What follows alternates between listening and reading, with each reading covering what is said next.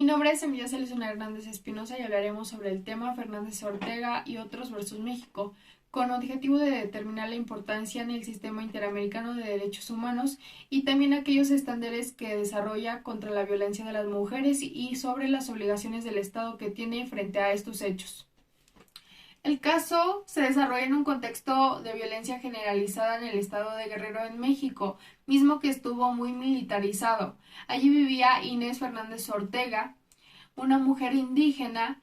de Guerrero, que en el año 2002 se desarrollaron los hechos por condiciones socioeconómicas, culturales de su región. Ella no hablaba español, tenía 25 años, estaba casada y era madre de 4 hijas e hijos. Cuentan que los hechos ocurrieron el 22 de marzo del 2002, cuando Inés se encontraba en su domicilio en compañía de sus hijos, cuando entró un grupo de militares a su casa portando armas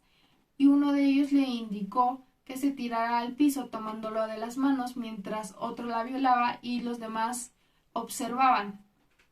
La señora Fernández Ortega y su familia por años buscaron justicia en México y además fueron obligados a exponer su intimidad y fueron revictimizados en varios organismos públicos mexicanos y no pudieron recibir por parte del Estado una adecuada atención médica o ginecológica, un intérprete, un recurso judicial y un tribunal ordinario competente para conocer e investigar, sancionar a los responsables de su violación. Recibieron incluso un trato inhumano sin enfoque de género y sin cumplimiento de ninguno de los estándares internacionales para el tratamiento de casos de violación.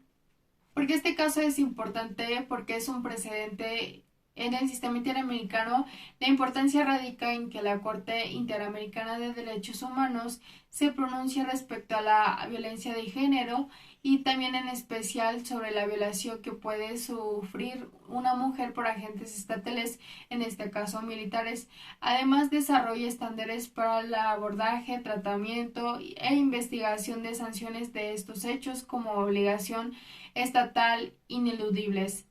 Aquella corte reconoce que la violencia contra la mujer merece un tratamiento prioritario y especializado con un enfoque de género y humanista. La sensibilización y capacitación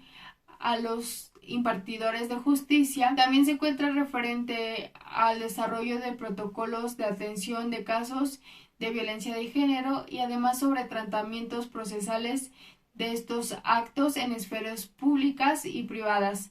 La sentencia aborda estándares como lo que son conductas, violencia en contra de la mujer y también sobre un caso específico de violación como una forma paradigmática de este tipo de violencia cuyas consecuencias incluso trascienden a lo que es la persona de la víctima y causan una afectación profunda que debe ser considerada en sus declaraciones. En este caso también se reconoce el valor probatorio que tiene el testimonio de las víctimas de violencia de género y sexual dentro de un proceso. También estas establecen las obligaciones positivas del Estado frente a este tipo de casos. Define aquellos estándares de no revictimación en el tratamiento de estos casos. Define aquella conexión directa entre el hecho de la honra y la dignidad humana. El Estado tiene una responsabilidad en estos casos. La Corte señala que los Estados tienen la responsabilidad de consagrar la normativa y de asegurar la debida aplicación de los recursos efectivos y garantías del debido proceso ante las autoridades competentes, que amparen a aquellas personas bajo su jurisdicción contra actos que violen sus derechos fundamentales o que conlleven a la determinación de los derechos y obligaciones de estos. En este sentido, no basta con solo los recursos existan formalmente, sino que estos sean debidamente en su aplicación, efectividad y términos de la ley. La Corte menciona que la obligación implica que el recurso sea idóneo para combatir la violación y que sea efectiva su aplicación por la autoridad competente. También hace mención que la participación de la víctima en los procesos penales no es tan limitada a la reparación del daño, sino preponderantemente a hacer efectivos sus derechos y a conocer la verdad y también la justicia ante el tribunal competente. En esto implica que sea necesariamente que a nivel interno existan recursos adecuados e efectivos a través de aquellos la víctima esté en posibilidad de impugnar aquella competencia de la autoridad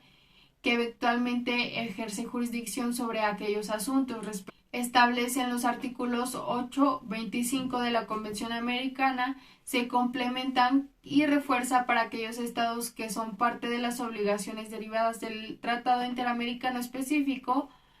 y también en el artículo 7, literal B, señala aquellas obligaciones que son partes para utilizar la debida diligencia para prevenir, sancionar, erradicar la investigación, la violencia contra la mujer. Al igual que la investigación penal por violencia sexual, es necesario que la declaración de la víctima se realice en un ambiente cómodo y seguro, que le brinde privacidad y confianza, que se brinde aquella atención médica, sanitaria, psicológica, tanto de emergencia como de forma continuada. También aquella protocolo de atención cuyo objetivo sea reducir las consecuencias de la violación, y que se realice un examen médico y psicológico completo por aquel personal idóneo, capacitado y profesional posible del sexo que indique la víctima y será acompañada por alguien de su confianza. También señala que se debe documentar y coordinar aquellos datos investigativos y que se manejen adecuadamente las pruebas, tomando estudios para determinar aquellas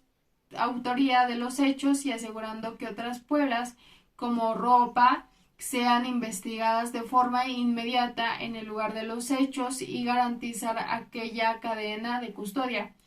y brindar acceso y justicia gratuita a la víctima durante toda la etapa del proceso.